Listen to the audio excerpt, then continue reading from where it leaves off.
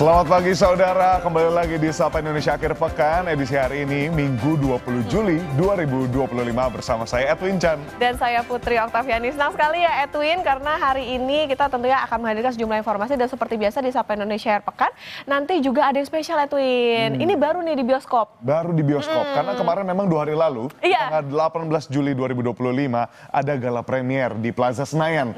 Terkait dengan film yang memang dibuat secara khusus untuk menceritakan perjalanan soal sosok yang ada di TNI, Jenderal TNI Agus Subianto. Ya, jadi memang ini kayaknya bisa menjadi pilihan, apalagi kan sekarang lagi weekend ya, mungkin ada yang bingung mau ngapain, mungkin bisa jadi pilihan nih untuk nonton film judulnya Believe, ya kan. Nah ini tentunya akan dikemas dengan kisah-kisah yang patriotik tentunya ya, dan nanti kita akan hadirkan perbincangannya saudara soal seperti apa sih sebetulnya keseruan filmnya. Gitu ada genre action juga nah, katanya, gitu ya. ada campuran katanya romance juga ada sedikit-sedikit. Jadi memang seru nih, bakal seru ya. Ya penasaran ya, kayak kita habis siaran nonton kali ya. Langsung banget nih. Iya. Nah, tapi Okta, sebelum itu kita harus lihat informasi terlebih dahulu, di mana dimulai dari informasinya Satpol PP Jakarta Barat menangkap 11 orang penyandang masalah kesejahteraan sosial atau PMKS. Aksi penertiban pun diwarnai perlawanan.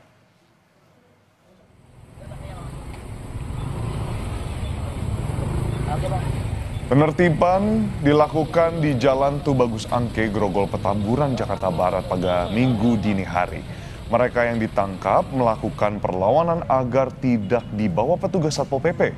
Setelah didata, PMKS yang ditangkap kemudian dibawa ke Pantai Sosial Bina Insani Kedoya, Kebonjeruk, Jakarta Barat untuk mendapatkan pembinaan. Mereka nantinya akan diberikan pelatihan kerja agar memiliki keahlian. Ya berdiri dulu situ. Kenapa banyak? Anaknya kan diperkosa umur 10 tahun. Raja Jakarta Barat sedang melaksanakan giat penertiban PMKS dan sudah dilakukan penjangkauan. Ada 11 PMKS yang kita dapatkan dan juga 5 PSK dan 3 gerobak pedagang yang ditinggal di tempat yang tidak pada peruntukannya. Kita ke informasi lain saudara, diduga korsleting rumah 2 lantai di Cilincing, Jakarta Utara terbakar pada Sabtu siang. Api yang membesar membuat warga panik karena khawatir merambat ke bangunan lain yang lokasinya padat penduduk.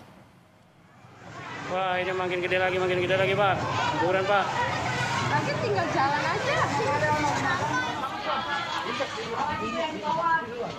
Sejumlah warga di Jalan Kalibaru Timur, Kosambi, Gang 5, Kalibaru, Cilincing, Jakarta Utara sempat panik saat salah satu rumah warga di permukiman padat penduduk terbakar.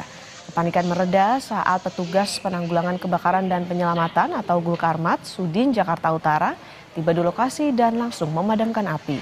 Api berasal dari rumah 2 lantai yang diduga disebabkan korsleting.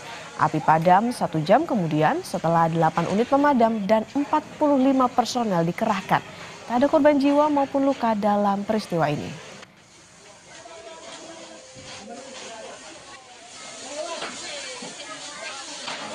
Seorang anak berteriak dengan bapaknya, ada percikan api di lantai 2. Nah, tiba-tiba itu apinya membesar. Atau yang terbakar satu rumah ukuran 4x9. Dugaan sementara kontrak listrik. Ke informasi lainnya, saudara, 2 supercar kena tilang di ruas tol dalam kota, di mana supercar ini terjaring operasi Patu Jaya karena tidak pasang tanda nomor kendaraan bermotor sesuai aturan yang berlaku. Selamat pagi Komandan, izin melaporkan. Polisi menggelar operasi Patu Jaya di sejumlah ruas tol dalam kota Jakarta. Polisi menghentikan supercar di ruas tol dalam kota dekat gerbang tol Pejompongan, Jakarta Barat. Mobil ini melaju dengan kecepatan tinggi dan bagian depan mobilnya tak terpasang TNKB, tanda nomor kendaraan bermotor sesuai aturan yang berlaku. Supercar lain juga terjaring operasi Patu Jaya di ruas tol dalam kota kilometer 11 Jakarta Utara. Supercar pabrikan asal Italia ini tak dilengkapi TNKB di mobilnya.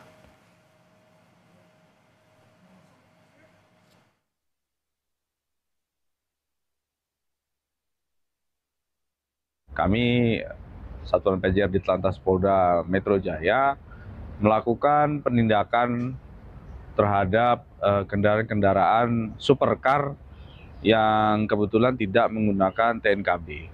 Dalam rangka operasi patuh ini, TNKB merupakan salah satu target operasi, mengingat banyaknya kendaraan-kendaraan yang menggunakan TNKB palsu, baik itu TNKB yang rahasia khusus maupun TNKB yang korps diplomatik atau milik kedutaan maupun TNKB reguler yang disalahgunakan.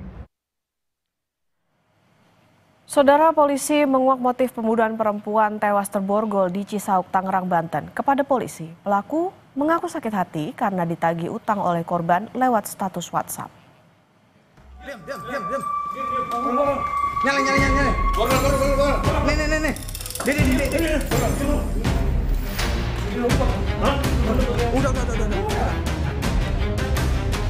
Inilah tampang pelaku pembunuhan seorang perempuan yang jasadnya ditemukan terborgol di Cisauk, Tangerang, Banten.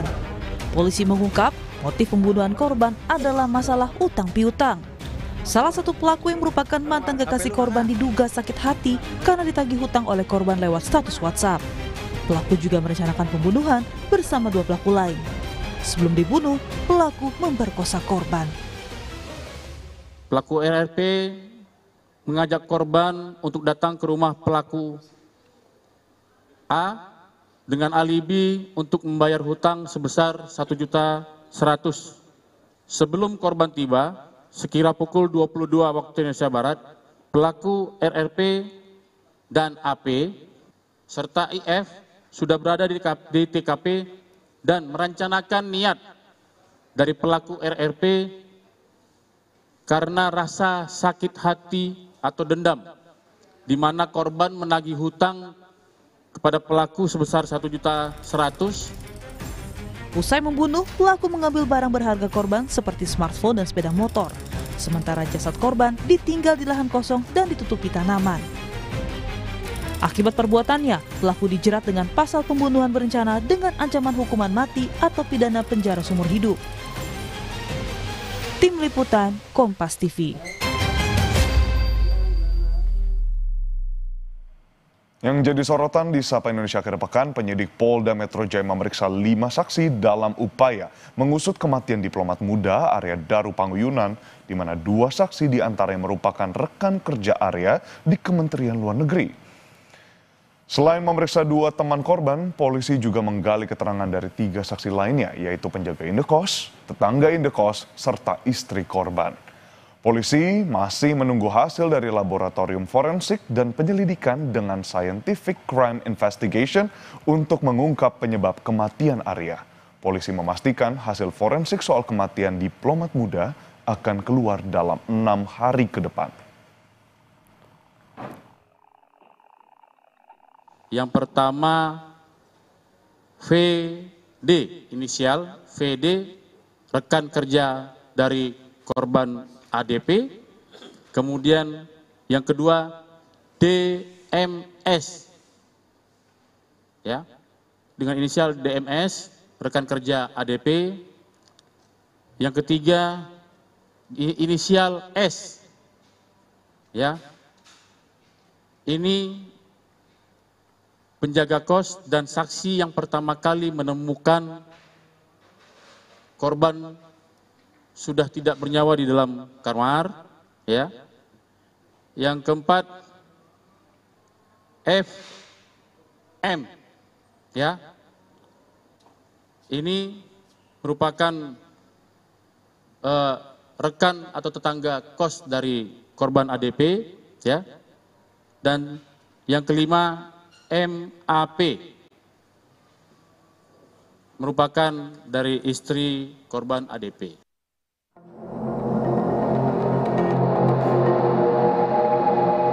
Lebih dari 1 pekan, penyebab kematian diplomat Kementerian Luar Negeri belum juga terungkap. Polisi masih menunggu hasil forensik untuk memastikan penyebab kematian korban. Hingga Sabtu siang, polisi baru memeriksa 5 saksi, termasuk penjaga indekos dan istri korban. Padahal pada 10 Juli lalu, Kapolda Metro Jaya Irjen Karyoto menargetkan penyelidikan kasus kematian diplomat muda itu akan rampung dalam 1 pekan. Ya, akan membaca dari bukti-bukti yang ada perlu dipelajari oleh forensik, ya, baik CCTV, kemudian hasil otopsi, dan juga termasuk digital itu dari laptop dan lain-lain, ya. Mungkin seminggu lagi selesai. Nanti ada kesimpulan. Insya Allah mudah-mudahan seminggu lagi selesai. Sementara, Kapolri Jenderal Listio Sigit Prabowo meminta publik menunggu proses penyelidikan kasus kematian diplomat Kemlu yang ditemukan tewas terlakban di kamar indekosnya beberapa waktu lalu. Kapolri menjelaskan, proses penyelidikan dilakukan menggunakan metode investigasi berbasis ilmiah agar hasilnya dapat dipertanggungjawabkan kepada publik. Yang jelas pemeriksaan saat ini terus dilakukan sambil menunggu hasil dari pemeriksaan. Kita lakukan pemeriksaan oleh kedokteran forensik, kemudian juga laboratorium forensik, dan tentunya semuanya harus kita kumpulkan jadi satu untuk nanti kemudian menjadi kesimpulan terkait dengan peristiwa yang terjadi. Apakah peristiwa pidana ataukah peristiwa yang lain. Diplomat Kemlu Arya Daru Pangayunan ditemukan tewas di kamar indekosnya di kawasan Cikini, Menteng, Jakarta Pusat pada 8 Juli 2025. Daru ditemukan tergeletak di atas kasur dengan kepala terlilit lakban di dalam kamar yang terkunci dari dalam. Tim Liputan, Kompas TV. Peristiwa lain, saudara, polisi menangkap otak di balik sindikat penjualan bayi ke Singapura yang diungkap di Bandung, Jawa Barat. Inilah LS, perempuan berusia 69 tahun, pelaku utama sindikat penjualan bayi, tiba di Mapolda Jawa Barat pada Jumat malam. Pelaku ditangkap pihak imigrasi Bandara Soekarno-Hatta, Tangerang saat pulang dari Singapura, Jumat 18 Juli 2025 siang. Kini polisi masih memburu 2 DPO lain.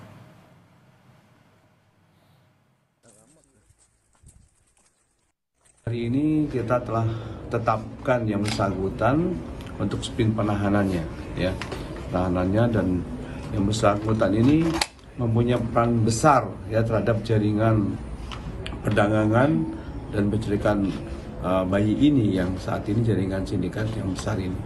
Dan yang bersangkutan saat ini masih dalam pendalaman. Perannya dia juga di agensi besar, ya, agensi di Indonesia yang berhubungan dengan agensi pengadopsi di Singapura. Saudara, Sapa Indonesia Pagi akan kembali dengan informasi. Kapolda Jawa Barat Irjen Rudi Setiawan bilang polisi akan menyelidiki dugaan kelalaian dalam insiden pesta rakyat pernikahan anak Gubernur Jawa Barat Denny Mulyadi yang menewaskan 3 orang.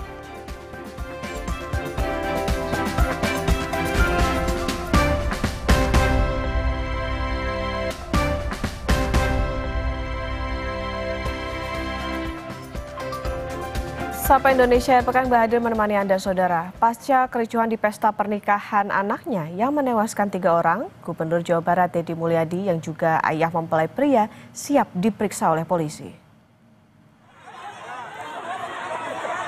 Denny Mulyadi minta penyelidikan yang dilakukan oleh polisi terkait insiden tewasnya 3 orang di syukuran pernikahan anaknya dengan Wabub Garut dilakukan secara transparan. Denny pun mengaku siap diperiksa polisi jika diperlukan untuk investigasi kasus tersebut. Setiap problem yang terjadi yang itu menjadi peristiwa hukum, saya dengan lapang dada dan dengan tangan terbuka bahkan mendukung upaya investigatif atau upaya penyelidikan yang dilakukan oleh Polda Jabar, lakukan secara transparan. Kan semua orang kedudukannya sama di depan hukum. Mau anak saya, mau diri saya sendiri kan kalau dipanggil harus datang dan memberikan keterangan secara benar. Bagi saya nggak ada masalah. Kapolda Jawa Barat Irjen Rudi Setiawan memastikan akan menyelidiki insiden pesta rakyat pernikahan Wakil Bupati Garut yang juga anak dari Kapolda Metro Jaya Irjen Karyoto dengan putra sulung Gubernur Jawa Barat Denny Mulyadi. Kapolda Jabar bilang pengamanan kegiatan pesta sudah sesuai prosedur. Namun polisi akan memeriksa sejumlah pihak untuk mendalami ada tidaknya kelalaian dalam kejadian ini. Apakah nanti akan ada penyelidikan lebih dalam lagi, Jenderal? Tentunya yang sebagaimana saya sampaikan tadi ya, karena tadi ada orang yang meninggal, ada peristiwa yang menimbulkan gangguan secara teknis, polisi akan melakukan penyelidikan, mengungkap apakah ada unsur kelalaian atau tidak, gitu ya. Dan nanti siapa yang paling bertanggung jawab terhadap peristiwa. Sementara itu, anak Gubernur Jabar, Maula Akbar Mulyadi, mengaku tidak mengadakan pesta rakyat dan memberi makanan gratis. Maula bilang makanan yang diberikan dilakukan secara situasional sebagai empati pada masyarakat yang menunggu acara kesenian yang digelar Jumat malam bersama Gubernur Jabar Deddy Mulyadi.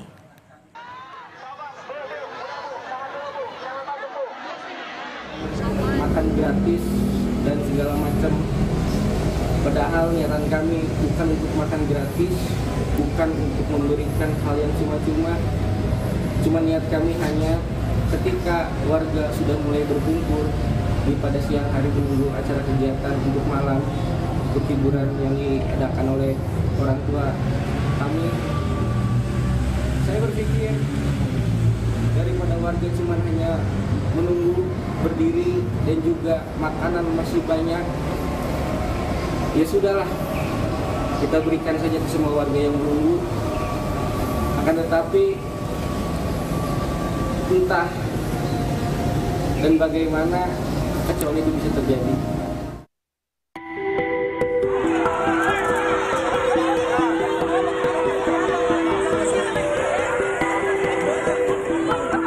Suasana duka menyelimuti kediaman Vina Aprilia, salah satu korban tewas saat kericuhan di pesta rakyat pernikahan anak Gubernur Jawa Barat Deddy Mulyadi. Tangis Ibunda Vina tak terbendung saat menerima ucapan bela sungkawa dari warga.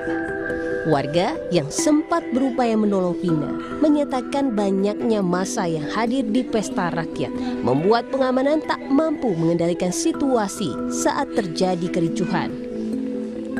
Iya, emang sangat masanya terbanyak banget kemarin apa warganya terlalu antusias. Bapak polisi sama BPP-nya sedikit, ya banyak, masa banyak. Sedikit itu bisa dihitung 10, 20, ya, 10-an di gerbang itu aja. Dari hasil olah TKP sementara, polisi menduga salah satu faktor penyebab kericuhan ini adalah banyaknya warga yang hadir, namun tak didukung dengan akses masuk ke pendopo yang sempit. Alhasil, saling dorong terjadi hingga menelan korban jiwa. Terkait hal itu, polisi akan memeriksa panitia penyelenggara. Saluran yang masuk ke pendopo itu sedikit, tetapi arus yang datang itu cukup deras. Sehingga ketika dibuka ini terjadi dorongan dari belakang. Pintunya itu yang dibuka ada beberapa pintunya. Nanti ini kita akan investigasi lagi. Ya, data ini kan masih sebatas data dari informasi. Dan seandainya ada pintu berapa yang dibuka, nanti ini akan kita lakukan investigasi. Pakar hukum pidana Jamin Ginting menyebut kematian korban di pernikahan anak Deddy Mulyadi tidak hanya sekadar memerlukan ganti rugi berupa uang kedukaan. Ginting menilai peristiwa ini dapat dibawa ke ranah hukum apabila ditemukan kelalaian dari pihak penyelenggara.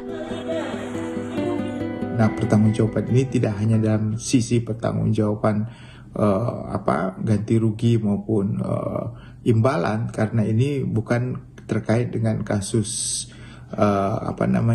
kelalaian ataupun lalu lintas, tapi juga dapat dimintakan pertanggungjawaban pidana kalau sampai ini merupakan kelalaian dari pihak penyelenggara. Hingga kini 8 korban pesta rakyat pernikahan anak Deddy Mulyadi masih dirawat di RSUD Dr. Slamet Garut. 4 diantaranya menjalani perawatan intensif karena mengalami luka parah. Ahmad Fadilah, Kompas TV Garut, Jawa Barat. Dan untuk mengetahui informasi terkini, kita akan segera tanyakan ke jurnalis Kompas TV Ahmad Fadila di Garut, Jawa Barat. Selamat pagi Fadil, jadi sudah adakah hasil dari olah TKP yang dilakukan? Siapa saja pihak yang telah diperiksa? Kemudian masih adakah korban yang dirawat di rumah sakit, Fadil? Ya, Okta, selamat pagi dan sudah memang untuk saya kabarkan informasi terkini dari tragedi di pernikahan anak Gubernur Deddy Mulyadi dan Wakil Bupati Putri Karlina di Pendopo, Garut, Jawa Barat. Memang hingga saat ini pihak kepolisian masih melakukan penyelidikan untuk mencari apakah ada unsur kelalaian dalam peristiwa ini dengan melakukan olah tempat kejadian perkara, di mana olah TKP ini merupakan rangkaian awal dalam proses penyelidikan untuk mencari itu apakah ada unsur kelalaian atau tidak. Dan kemudian Okta dan saudara, pihak kepolisian juga akan melakukan penyelidikan dengan meminta keterangan dari berbagai pihak. Salah satunya adalah keterangan dari panitia penyelenggara pesta rakyat di pernikahan anak Gubernur Jawa Barat. Memang hingga saat ini pihak kepolisian juga belum memberikan jadwal kapan akan dilaksanakan pemeriksaan terhadap pihak dari panitia penyelenggara pesta rakyat. Dan kemudian meski dari pihak Polda Jawa Barat juga belum juga memberikan jadwal pemeriksaan terkait apakah Gubernur Jawa Barat Deddy Mulyadi akan juga dilakukan pemeriksaan. Dan memang secara pribadi Deddy Mulyadi dan anaknya Maula Akbar dan Putri Karlina itu secara pribadi siap untuk dilakukan pemeriksaan dan dimintai keterangan. Dan Okta dan saudara, memang pasca kejadian tragedi di pernikahan ini sedikitnya ada 30 menjadi korban. 3 orang diantaranya meninggal dunia dan 27 itu mengalami luka dan sudah mendapatkan perawatan. Tapi Okta, hingga pagi ini masih ada 8 orang yang mendapatkan perawatan di Dr. Slamet Garut. Kondisi ke-8 orang ini memang sudah mulai membaik, tapi memang belum diizinkan pulang oleh pihak rumah sakit. Dan terkait dengan biaya penanganan para korban selamat di Dr. Slamet Garut ini seluruhnya ditanggung oleh Gubernur Jawa Barat Deddy Mulyadi, baik secara biaya perawatan, dan kemudian Deddy Mulyadi juga memberikan santunan berupa uang sebesar 10 juta kepada seluruh para korban luka-luka, dan ada juga santunan bagi untuk korban jiwa meninggalnya dengan total itu mencapai 250 juta per korban jiwa. Okta dan saudara, memang saat ini pasca tragedi di pernikahan anak Deddy Mulyadi, kondisi di Pendopo Garut ini memang sudah kembali normal, sudah ada lagi aktivitas warga sekitar yang memanfaatkan Pendopo ini untuk baik itu melakukan olahraga ataupun aktivitas lain. Okta. Baik, terima kasih atas laporan Anda, jurnalis Kompas TV Ahmad Fadila melaporkan dari Garut, Jawa Barat. Saudara, Satuan Tugas Batalion Infanteri 614 Raja Pandita selain menjaga keamanan dan mengemban misi pendidikan, mereka menghadirkan layanan kesehatan di daerah penugasan Kabupaten Lanijaya, Provinsi Papua Pegunungan. Ini adalah upaya prajurit TNI untuk meningkatkan kualitas hidup masyarakat. Prajurit kesehatan dari Satuan Tugas Batalion Infanteri 614 Raja Pandita. Mereka berkolaborasi erat dengan tenaga kesehatan dari masyarakat sipil untuk melaksanakan kegiatan pemeriksaan dan pengobatan massal di Kabupaten Lanijaya. Tidak hanya pengobatan massal, mereka sigap memberikan pertolongan langsung datang ke rumah masyarakat. Dari pos-pos militer yang tersebar hingga pelosok kampung yang sulit dijangkau, tidak menjadi halangan untuk prajurit Satuan Tugas Batalion Infanteri 614 Raja Pandita membantu masyarakat agar mendapatkan fasilitas kesehatan yang layak. Kondisi geografis yang menantang dan minimnya fasilitas seringkali membuat warga kesulitan mendapatkan layanan medis. Oleh karena itu, kehadiran mereka sangat diharapkan untuk mencegah penyebaran penyakit dan meningkatkan kesejahteraan. Dengan membuka pos kesehatan, melakukan patroli kesehatan keliling, memberikan pemeriksaan medis gratis, hingga membagikan obat-obatan esensial, mereka juga memberikan edukasi tentang pola hidup sehat dan kebersihan. Kalau pengobatan gratis sebenarnya kita laksanakan setiap hari untuk pengobatan gratis. Rekan-rekan dari pos, ada anggota kami yang bintara kesehatan maupun tantangan kesehatan, memang sudah dibekali sebelum berangkat tugas. Kegiatan ini dilaksanakan biasa door to door, kegiatan ke masyarakat, ke rumah-rumah, kemudian masyarakat juga datang ke pos untuk berobat. Nah, kemudian hari ini waktu yang tepat juga untuk kita bersama-sama dengan kepada masyarakat. Mungkin ada kurang lebih 50 orang kita melaksanakan pengobatan gratis, mengecek kesehatan maupun mungkin ada yang punya keluhan nanti diselesaikan sama dokter untuk kesembuhan mereka. Prajurit Satuan Tugas Batalion Infanteri 614 Raja Pandita yang berkolaborasi erat dengan masyarakat setempat. Setiap hari, kapanpun ada kesempatan, mereka meluangkan waktu untuk membagikan ilmu kepada masyarakat dan anak-anak Lani Jaya. Lihat warna-warni.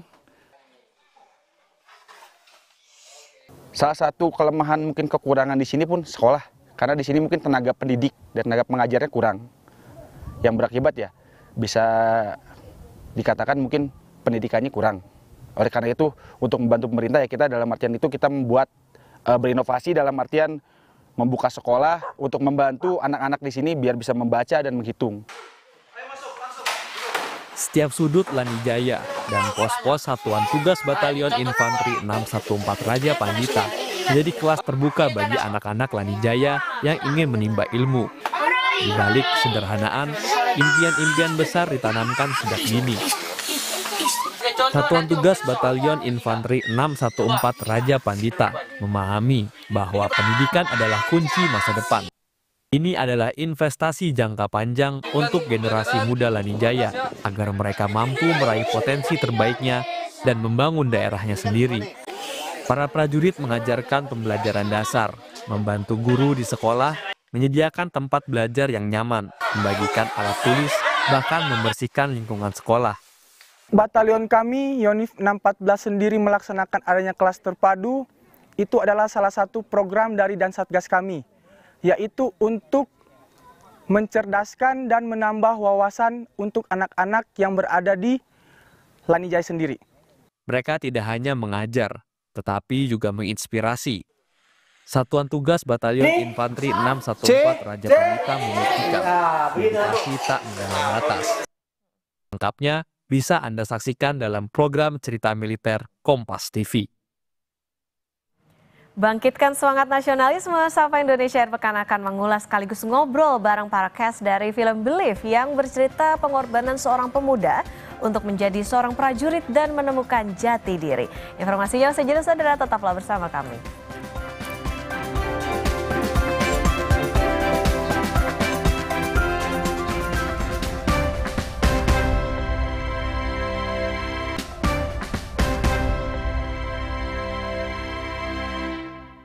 Halo, selamat pagi saudara. Pada tanggal 24 Juli mendatang, Anda sudah bisa menyaksikan film yang digadang-gadang merupakan film laga perang terbesar di tahun ini. Film Believe, Takdir, Mimpi, dan Keberanian merupakan film debut atau film pertama dari rumah produksi Bahagia Tanpa Drama. Berikut cuplikan trailernya. Mereka adalah manusia-manusia pemberani. Sama Tuhan kita menyerbu dari langit. Ke medan tempur tanpa tahu akan kembali. Di antaranya, bapakku. Mana salah ente? Naon balik? Seperti itulah ajaran bapakku. Kepahitan di hidupnya, ia tularkan kepadaku. Bukan berarti semua jadi diselesaikan dengan berkelas. Paling nggak aku beresin masalahku sendiri, Pak. Apakah aku terjebak di jalan yang sama? Ini misi one way ticket.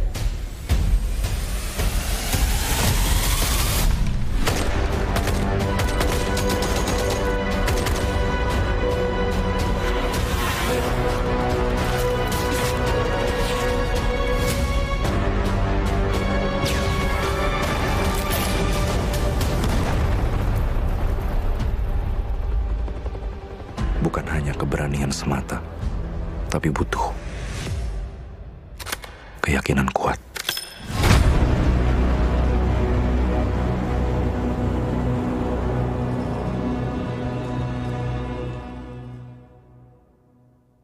Nah saudara, tadi kalau kita sudah melihat trailernya, saat ini kita akan langsung ngobrol seru dengan para cast dan juga produser dan sutradaranya. Tidak main-main, kita kedatangan total 7 orang. Saya akan langsung perkenalkan yang di sana. Ada pemeran utamanya yaitu Mas Ajil Dito berperan sebagai Agus. Juga ada Kak Adinda Thomas yang berperan sebagai Evi. Mas Wafda Saifan berperan sebagai Ayah Agus atau Serka Dedi. Juga ada Mas Martino Leo yang berperan sebagai Miro. Beliau akan memerankan sebagai antagonisnya nih. Terus juga ada produsernya, ada Mbak Ai. Kita kedatangan juga 2 sutradara. Ya, yang satu adalah Mas Arwin dan yang kedua adalah Mas Abi. Terima kasih sudah datang di Sapa Indonesia Pagi. Mbak Ai, aku mau mulai dulu dari Mbak Ai. Nah, ini dari film Believe sendiri sebetulnya apa sih yang bisa diharapkan oleh penonton nih sehingga tidak boleh harus ditonton gitu. Jadi film ini saya mengharapkan bahwa film ini bisa menginspirasi semua kalangan dari mulai bapak-bapak, ibu-ibu dan remaja. Karena film ini bercerita tentang situasi anak dan bapak, di mana seorang anak merasa dia ada hubungan yang kurang baik, tetapi dia ingin mengetahui bapaknya melalui dengan mengikuti jejak ayahnya menjadi seorang prajurit.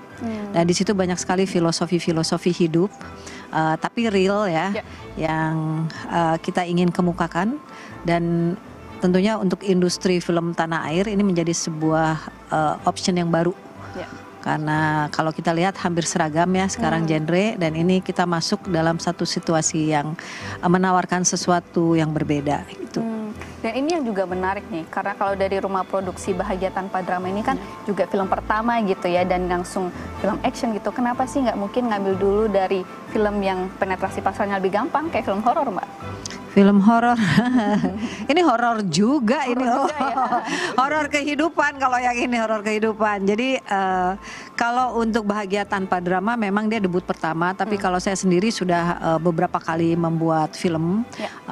Ada beberapa film yang skalanya cukup besar, dan saya merasa bahwa film ini adalah film yang dibutuhkan saat ini.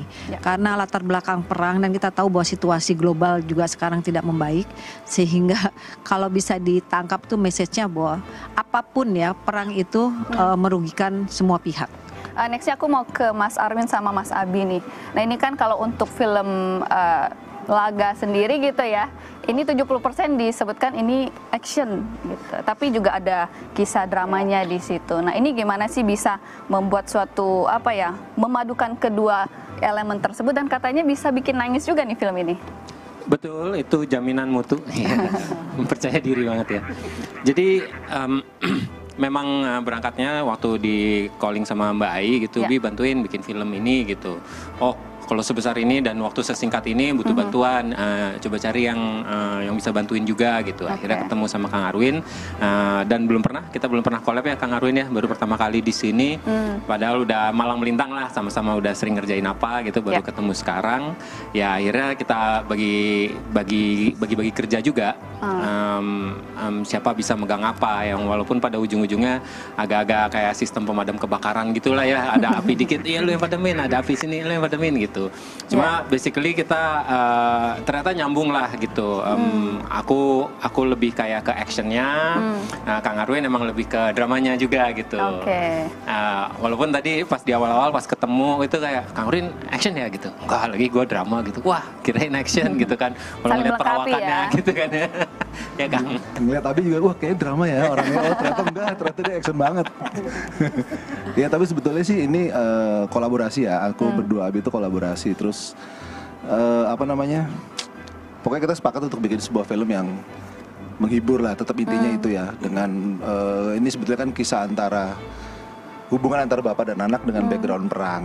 Jadi ya segala aspek ada di situ. Nah itu makanya kita butuh kolaborasi dengan style directing aku sama style directing Abi yang beda, tapi justru itu makanya kita perlu kolaborasi sih. Untuk Ajil sendiri nih sebagai seorang Gen Z gitu ya, ini persiapannya gimana sih untuk membuat film laga sejarah gitu? Ya untuk persiapannya sih sebenarnya yang paling harus dipersiapkan ya behavior menjadi seorang prajurit itu ya, Bu ya, untuk kita gimana caranya megang senjata, sikapnya kalau ketemu yang pangkatnya lebih tinggi atau ngobrol sama yang anggota-anggota kita gitu kan yang di bawah. Terus gimana caranya biar nggak terlihat kaku megang senjata. Terus penyesuaian lagi biasanya sama sama Bang Wafda tuh emang udah kenal, tapi kan nganggapnya kan abang. Kali ini kan nganggapnya bapak. Itu agak sulit kan sebenarnya kan untuk memandang Bang Wafda sebagai seorang bapak tuh, walaupun secara gap umur memang jauh. Gimana? Ada keberatan. Walaupun secara gap umur kan nggak beda jauh, secara gap umur manggilnya tapi bapak gitu. Dan emang ya seru sih sebenarnya ngeliat main sama bertemu dengan para cast dan produser serta director yang luar biasa ini bikin aku tuh makin bersyukur terus berada di dunia perfilman. Dan katanya kan actionnya banyak nih, sampai pernah cedera 2 kali, bener nggak tuh Jil? Alhamdulillah bener. Gimana tuh ceritanya? Cederanya, tapi ini cederanya karena aku sendiri ya, karena kekeliruanku sendiri, karena aku yang salah, nggak pemanasan dulu gitu ya. Alhasil di bagian tulang pinggang sini ya, bagian sini deh, itu cedera dan agak sulit untuk berjalan, serta sulit untuk adegan fighting. Tapi ya balik lagi karena langsung di obatin, langsung visio juga setiap hari, terus dipakein ice bath juga, akhirnya ya pelan-pelan sambil sering berjalannya waktu sembuh alhamdulillah. Oke. Nah untuk Mas Wafda nih sebagai seorang ayahnya tadi, nah untuk pendalaman penjiwaannya itu seperti apa sih untuk proses sebelum syuting itu? Kebetulan sekarang aku juga seorang ayah, itu artinya rasa itu cukup dekat. Cuma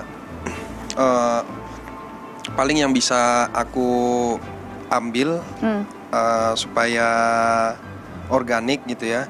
Artinya kayak misalnya aku syuting, aku tinggal keluarga di rumah, kayak seminggu 10 hari misalnya gitu.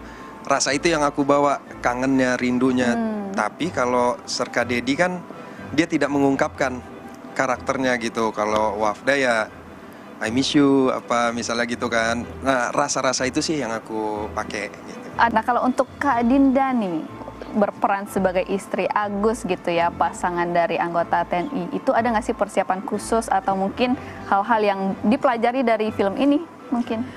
Ada banget hal yang dipelajari dari film ini. Sebenarnya banyak momen-momen yang belum pernah aku alami juga di hidup aku. Tapi dengan menjalankan karakter Ibu Evi ini, aku jadi tahu kayak ada layer perasaan perempuan yang ternyata sedalam ini gitu. Intinya adalah kalau bisa kalimat singkatnya adalah karakter Ibu Evi ini tuh justru malah ngajarin tentang berharganya percaya pada pasangan. Dia kan percaya banget sama pasangan dan jadi lebih menghargai proses-proses di dalam hubungan sih, karena harus percaya. Nah ini juga nih pertanyaan yang sama untuk Mas Leo gitu ya, apa sih yang membuat yakin gitu untuk ngambil peran di film ini apalagi sebagai seorang antagonis gitu? Karena mungkin dikasih lihatnya bahwa Miro ini nggak sepenuhnya antagonis, dia juga mempercayai hal-hal yang menurut dia benar. Tapi ya itulah yang kita coba tunjukin bahwa dampak dari apa yang sama-sama kita perjuangkan itu merugikan buat kedua belah pihak gitu. Mungkin ya kayak contoh, mungkin kalau misalnya dari sisi perempuannya Evi gitu, dan dari sisi Agusnya, karakter Agus berjuang di luar sana, melawan musuh atau bla bla bla bla bla. Nah, sementara di rumah perempuan itu sendiri juga berjuang. Perjuangannya perempuan tuh apa? Ya menunggu suaminya pulang, setia, memberi kabar. Itu kan perjuangan yang waktu yang seharusnya dia bisa nikmati bersama suaminya gitu. Nah, itu dia korbankan supaya suaminya bisa ngelakuin tugas dengan baik. Itu juga bentuk perjuangan loh. Jadi sebenarnya tuh setiap masing-masing karakter di sini punya perjuangan dan punya sesuatu yang mereka pegang yang menurut mereka benar, kebenaran. Ya. Masing-masing karakter ini punya kebenaran yang sebenarnya benar menurut masing-masing. Dari sudut pandang yang berbeda gitu ya. Ya, dari sudut pandang yang berbeda. Tapi film Believe ini juga ngasih lihat dampak dari belief-nya masing-masing itu. I see. Gitu. Dan mungkin boleh dijelasin sendiri mungkin untuk pemeran utamanya. Ini karakternya apa sih? Kita boleh dikasih sedikit rahasia sedikit gitu. Yang bisa di-spill sedikit adalah bahwa hubungan antara Agus dengan Serka Dedi ini bukan ayah dan anak yang hangat, yang memang yang kayak Bapak gitu, Agus gitu, nggak gitu, tapi memang ya saling nunjukin rasa sayang tuh, tapi emang caranya dingin aja dua-duanya gitu. Karena dua-dua, nggak tahu ya menurutku pribadi ya, dua laki-laki yang emang cuman berdua doang hidupnya dari udah setelah sekian lama, ya mereka nggak mungkin, dan apalagi nggak ada sosok perempuannya juga kan di hidupnya mereka berdua gitu kan. Akhirnya tumbuh jadi berduanya sama-sama kaku gitu. Terus sampai ada fase di mana kadang Agus tuh nggak ngerti sebenarnya apa sih yang lagi dihadapin sama bapaknya ini, kenapa segininya banget gitu. Nah akhirnya yang dia lakuin bukan dia tanya ke bapaknya atau bukan dia ngobrol, tapi dia ikut ngelakuin apa yang bapaknya lakuin, yaitu menjadi seorang prajurit. Nah disitulah baru dengan cara itu baru dia bisa ngerti, oh ternyata ayah bapak tuh begini, ternyata yang dirasain bapak tuh ABCD-nya tuh kira-kira seperti itu. Secara bentuk karakter mungkin nggak beda jauh antara Agus dengan sang bapak gitu, sama-sama keras, yang emang berpegang teguh sama keyakinannya sendiri gitu. Baik, berarti ada karakter development di situ ya? Iya, ada karakter development. Baik, nah kita akan bicara saudara lebih jauh lagi dengan para cast film Believe, tapi kita akan jeda sebentar, saat lagi hanya di Sapa Indonesia Pagi Akhir Pekan.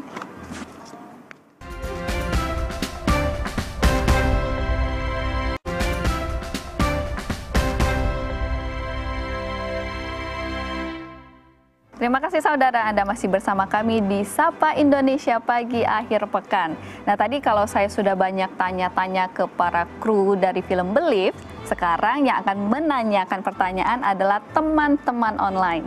Nah dari begitu banyak pertanyaan, kita sudah mengkurasi 3 pertanyaan, nanti akan dibacakan oleh Kak Dinda.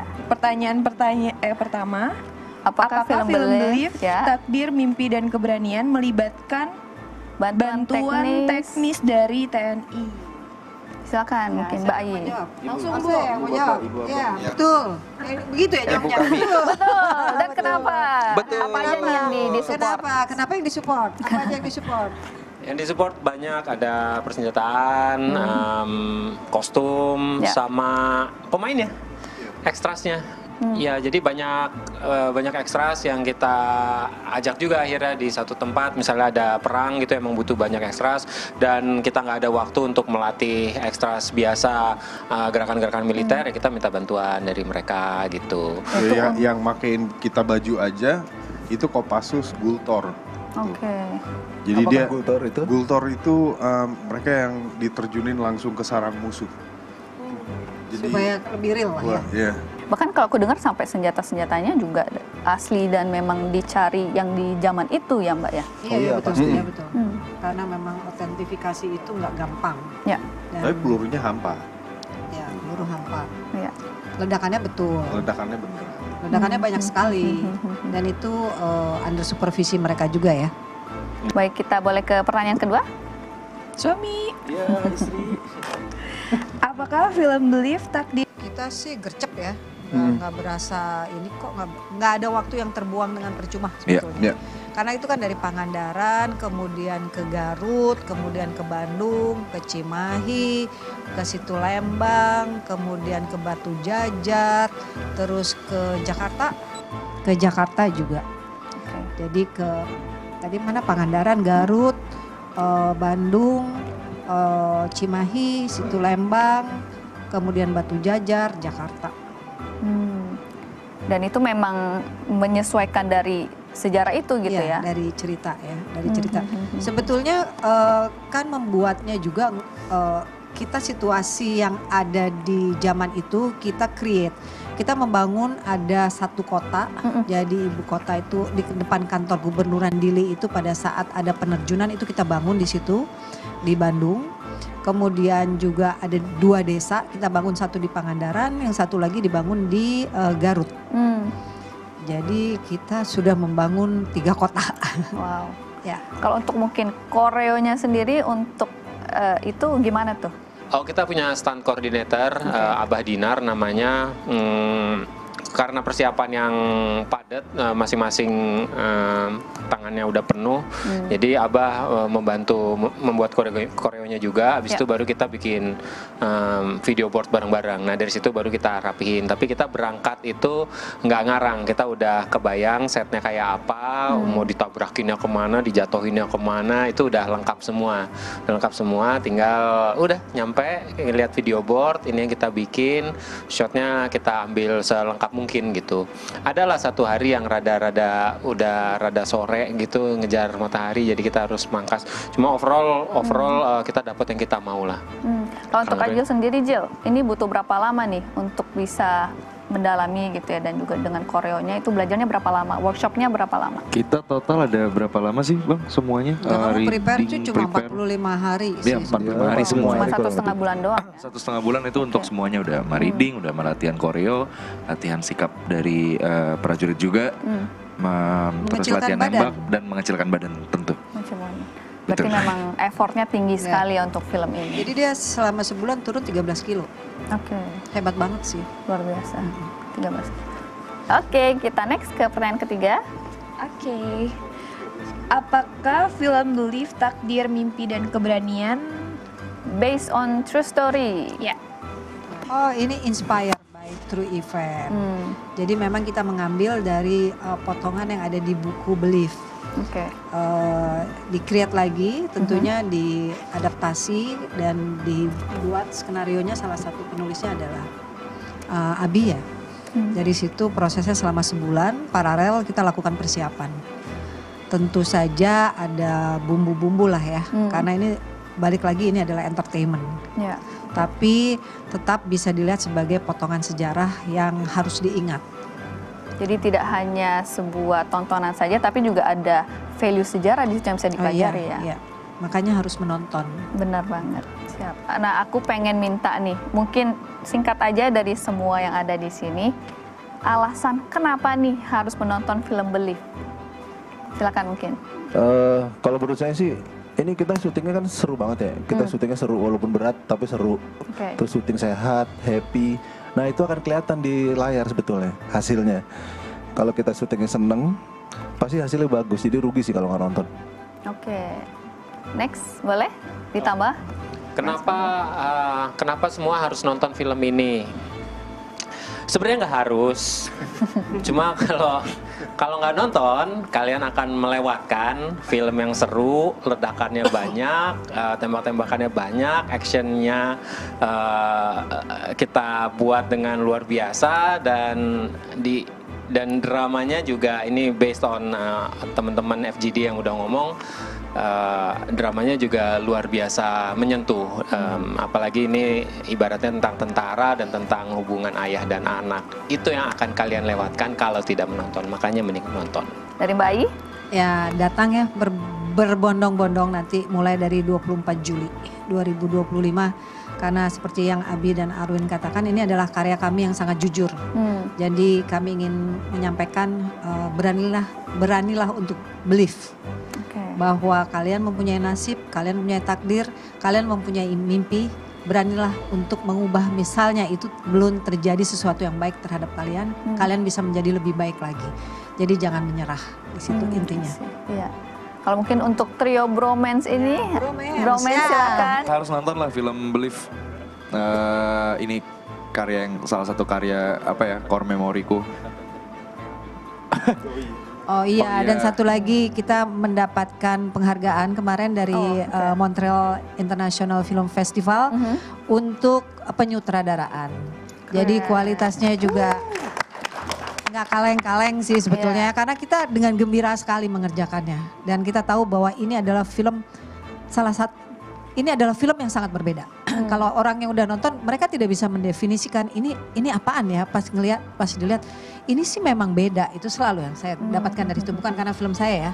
Jadi karena memang ini sesuatu yang berbeda ya. Kan kita membuatnya sudah melalui riset film-film sebelumnya. Jadi resipi yang sekarang ini adalah menurut saya cukup optimal dan terbaik lah sampai saat ini yang bisa kami sampaikan.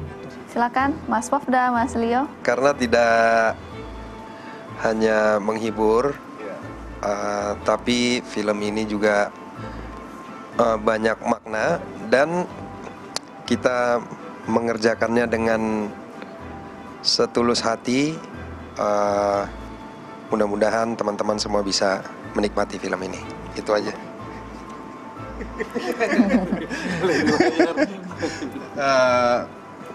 Belief, kalau misalnya kita kenapa harus nonton, it's a fun movie to watch and it spreads a message of hope sih kalau sangat dalam message of hope. Yes. Oke, terima kasih banyak. Terima kasih banyak semuanya atas waktunya. Baik, kita tepuk tangan.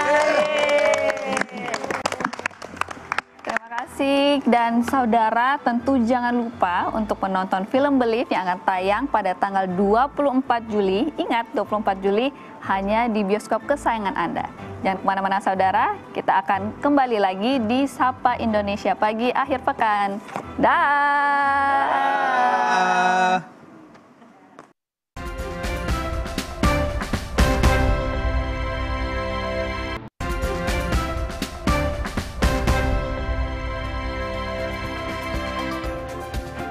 Saudara, terima kasih Anda masih bersama kami di Sapa Indonesia Akhir Pekan.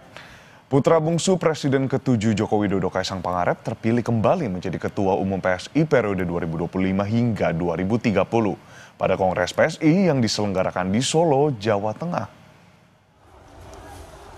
Hasil pemungutan suara disampaikan langsung PLT Ketua PSI Andi Budiman di dalam pemungutan suara yang dilakukan secara daring oleh 157.000 pemilih dari kader PSI sejak 12 hingga 18 Juli 2025, saudara. Kaisang mendapat suara sebesar 65,28%, sementara Ronald Sinaga meraih suara 22,23% dan Agus Mulyono Herlambang sebesar 12,49%.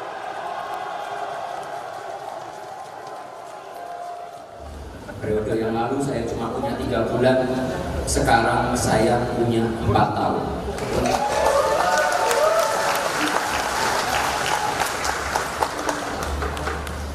Percaya sama saya.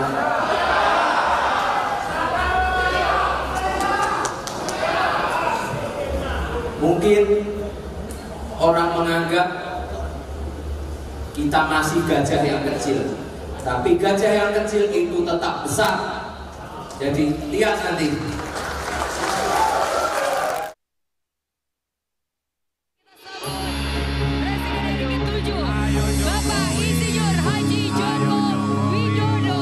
Saya akan full mendukung PSI.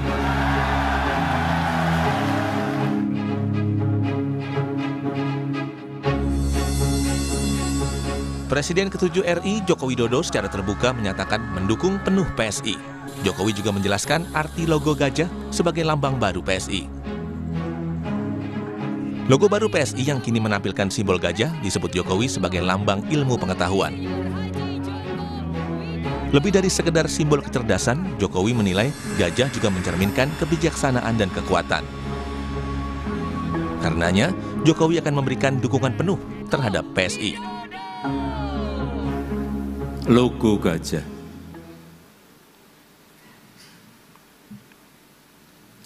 Gajah ini adalah lambang ilmu pengetahuan.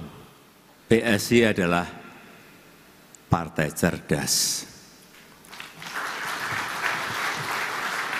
Anggotanya, kadernya adalah kader-kader yang cerdas.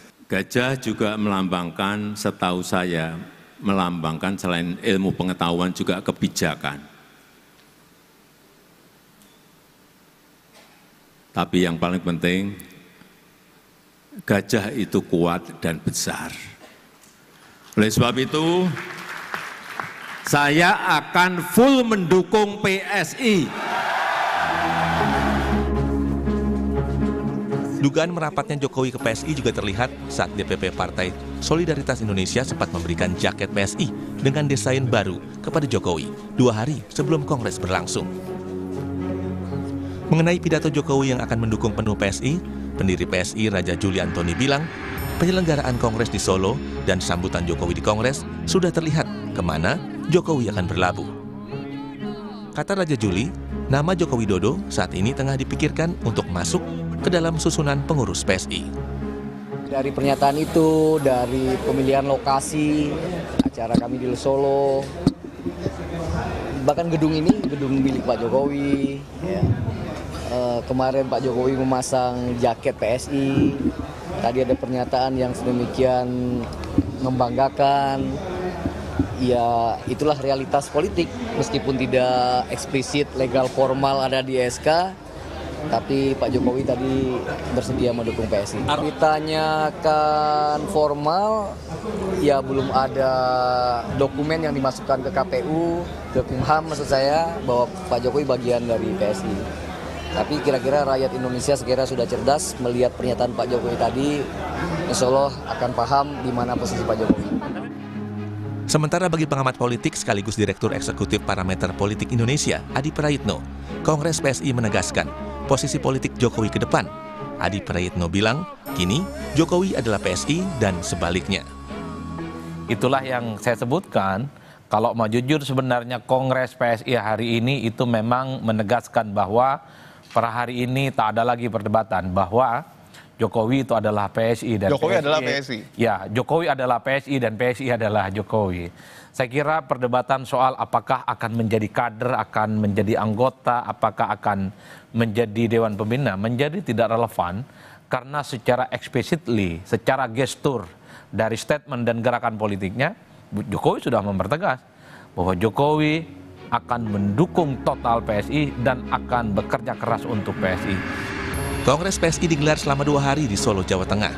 Di hari pertama Kongres, PSI telah menetapkan Kaisang Pangarep yang merupakan putra Joko Widodo sebagai Ketua Umum terpilih periode 2025 hingga 2030. Tim Liputan Kompas TV.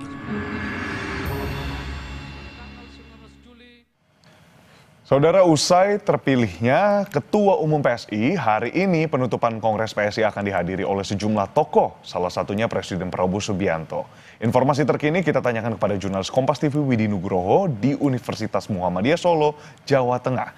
Widi, apa agenda penutupan Kongres PSI hari ini? Lalu apakah Presiden Prabowo konfirmasi akan hadir? Dan ini yang menarik, kedepannya seperti apa posisi PSI pasca terpilihnya Kaisang sebagai Ketua Umum PSI? Ya, Dun dan saudara, selamat pagi. Saat ini saya berada di Edutorium UMS yang nanti malam akan digunakan sebagai lokasi penutupan Kongres PSI di Kota Solo ini. Dan memang seperti yang sudah disampaikan oleh panitia sejak awal, ada undangan kepada Presiden Prabowo Subianto, Wakil Presiden Gibran Rakabuming Raka, dan sejumlah ketua umum partai politik untuk hadir pada saat penutupan malam nanti. Dalam rundown yang kami terima pagi ini, masih tertulis bahwa Presiden akan menghadiri acara tersebut di pukul 19 nanti malam.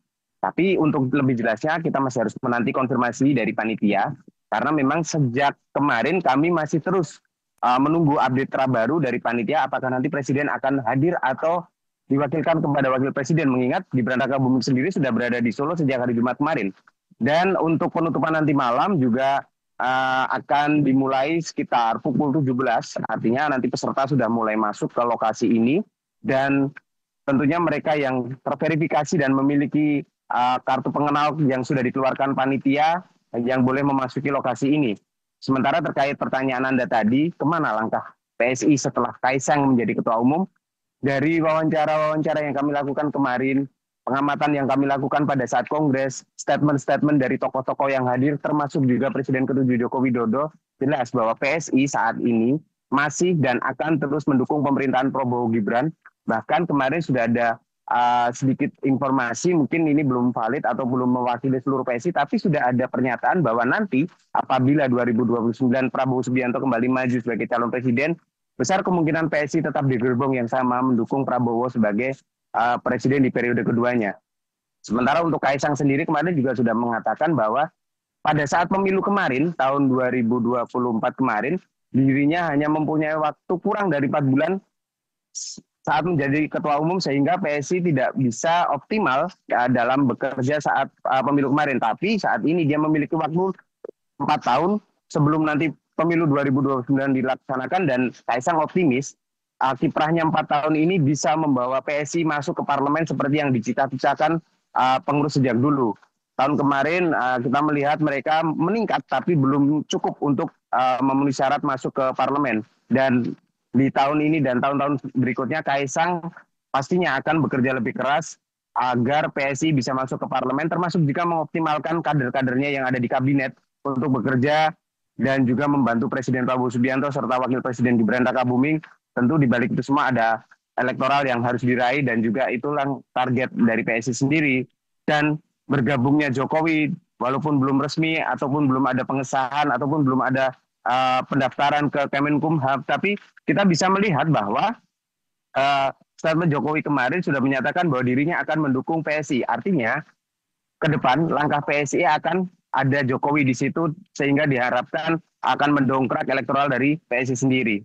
Widhi, tadi sudah kita lihat bahwa terdapat perbaruan citra dari Partai Solidaritas Indonesia pun 4 tahun tadi disebutkan. Kita akan lihat nantinya malam nanti akan seperti apa kunjungan dan masih akan dikonfirmasi kedatangan dari Presiden Republik Indonesia di Kongres PSI nanti malam. Terima kasih atas laporan Anda, jurnalis Kompas TV Widhi Nugroho melaporkan langsung di Solo, Jawa Tengah. Saudara, kehilangan tempat tinggal karena peristiwa kebakaran pada Sabtu kemarin, korban kebakaran di Tebet, Jakarta Selatan kini terpaksa tinggal di pengungsian. Jangan lewatkan laporan terkininya usai jeda.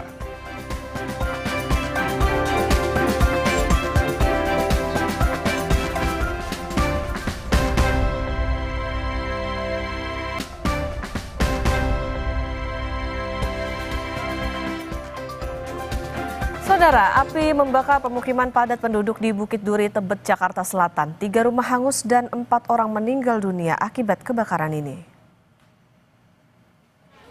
Setelah dievakuasi, 4 korban meninggal dunia langsung dibawa ke Rumah Sakit Polri Kramat Jati, Jakarta Timur.